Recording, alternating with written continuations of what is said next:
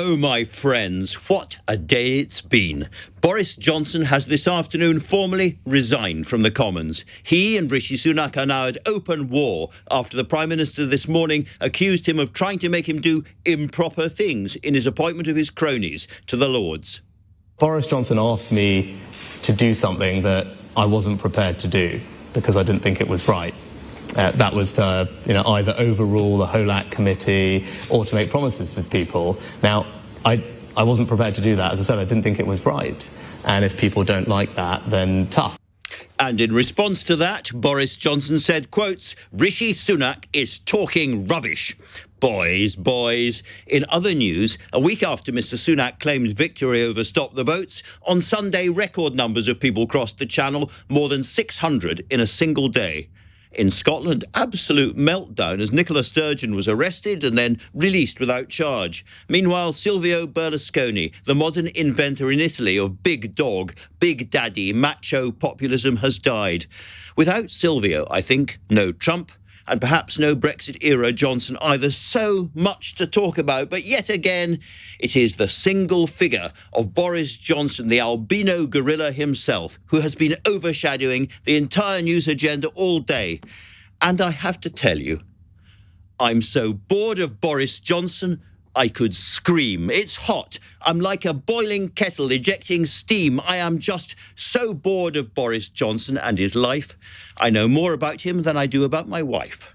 The glory years of japes and pranks at Eton, the never giving up or knowing when he's beaten. The web of Oxford chums, Dave and George and Gove.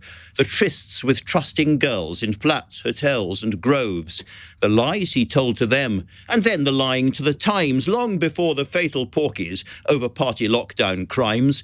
The shrugging off of misbehaviour with a laugh. The cripes, I'll make it up, reporting for the Telegraph. And words like cripes and chums and japes and pranks and yikes and bozzer.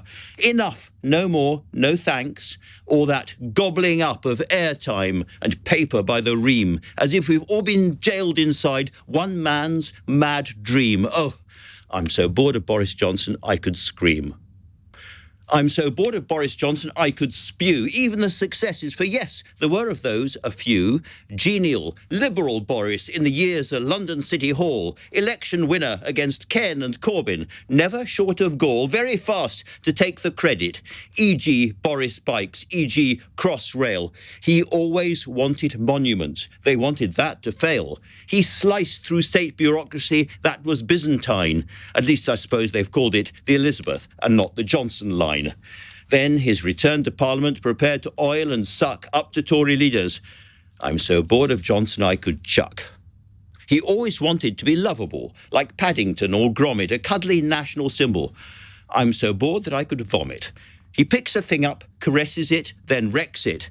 And by thing, I'm thinking, obviously, of Britain and of Brexit, of whoppers, fibs and fraudulence and guile, and for his enemies, threats and menaces and bile. At birth, the angels gave him the gift of tongues, a glittering tree on which all life's prizes hung. They gave him great intelligence and sex appeal, strength of a grizzly bear, eyes of a baby seal. But then they said, we've given too lavish a gift list to baby Boris, so you will be as well a selfish narcissist, and everything will turn to dust. Bad, then badder will be your choices. The high call of politics, a ladder, no more than that, to clamber up. So nothing mattered, not voters conned, nor a once great party shattered. He wanted greatness. But yes, it's vanished like a dream. And sometimes I'm so bored of Boris Johnson, I could scream.